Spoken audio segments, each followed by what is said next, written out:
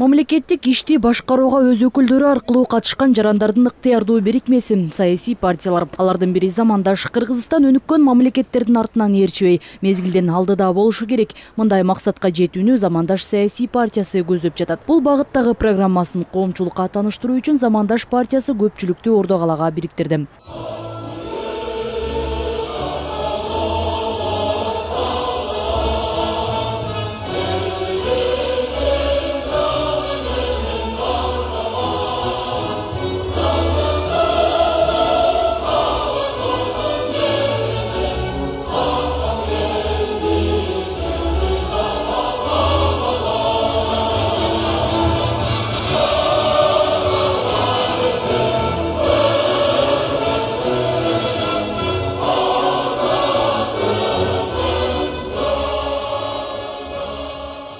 Гимн менен башталган иш-чарага өлкөнүн саясий айдыңында жүргөн атуулдар тандоосуз чакырылган. Баары замандаштын Келечек 4.0 программасына күбө болушту. Анда саясий, экономикалык, социалдык тепкичтерди камтыган негизги багыттар бар.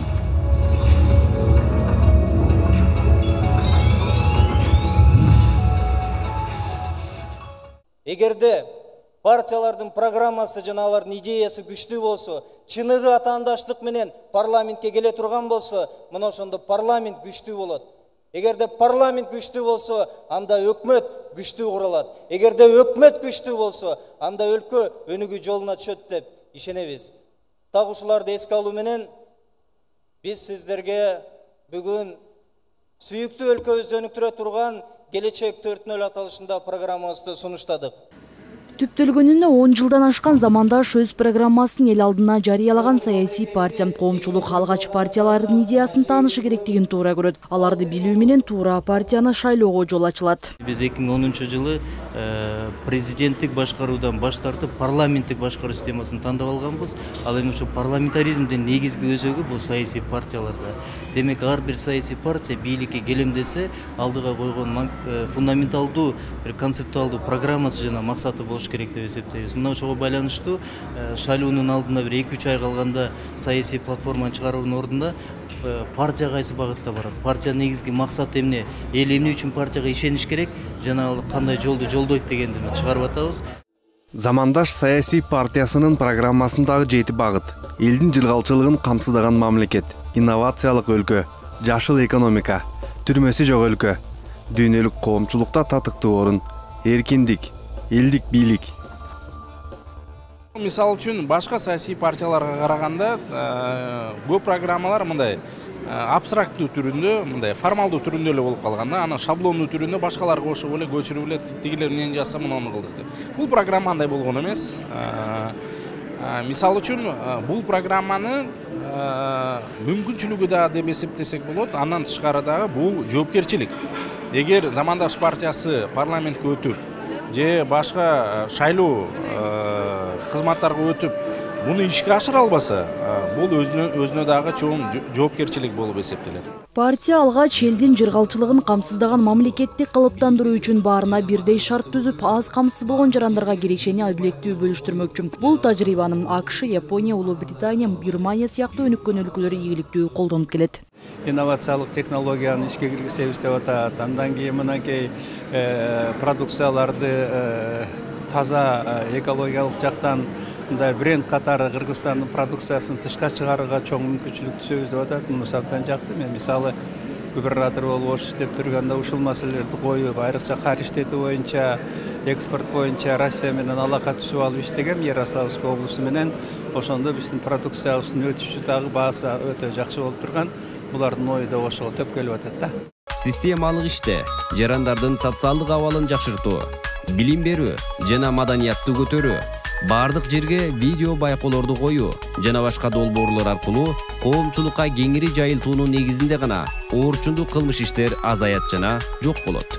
Дүйнөлүк коомчулукта татыктуу орун, эки тараптуу сый мамиле жана ийкемдүү кызматташтыкта түзүлгөн көп багыттуу тышкы саясат.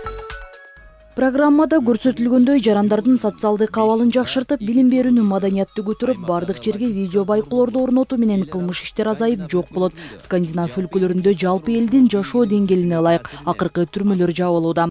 Паракорчулук бул өтө биздин коомдо терең тамырын жайып кетти. Бирок биздин программада бир нече механизмдер каралган.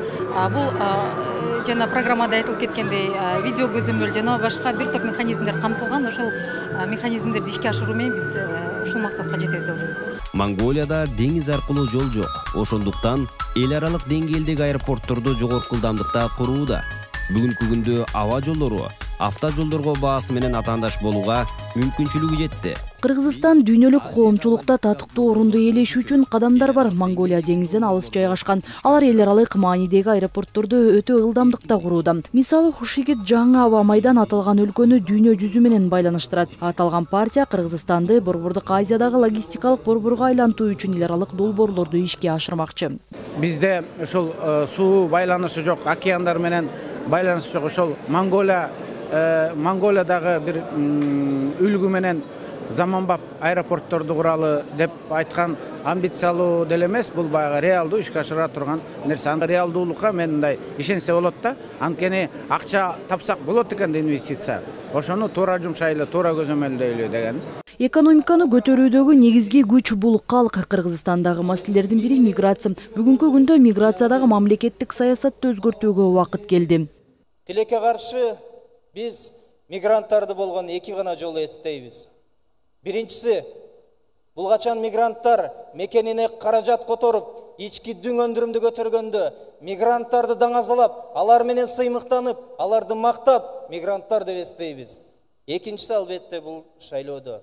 Кыргызстан калктын жардам менен дүйнөлүк рынокко чыга алат. Ал үчүн ата мекендик өндүрүшчүлөргө ар тараптуу колдоо көрсөтүү мезгил талабы. Өлкөнү өнүктүрүүгө Келечек 4.0 программасы жетиштүү. Дегеле биз бир нерсени тез үйрөнүп, бат өздөштүргөн элбиз.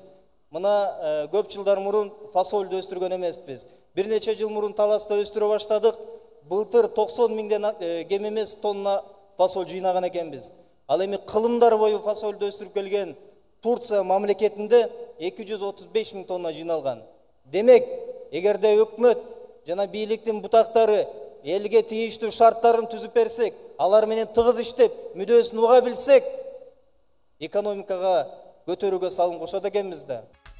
Келечек 4.0 бир жылдын ичинде ар тармактагы адистердин катышуусу менен жазылган. Бул ирет программанын негизги долбоору тааныштырылды. Эми эл сынынан кийин программа устав боюнча съезде толук бекитилмекчи. Өзүнүн так ой чабыты жана өлкөнү өнүктүрүү стратегиясы менен ошондой эле заманбап талаптарга жоопкерчиликтүү, эл үчүн эмгектенген курамы менен чакан эффективдүү өкмөт. Бул биздин идея жана пландардын ачкычы.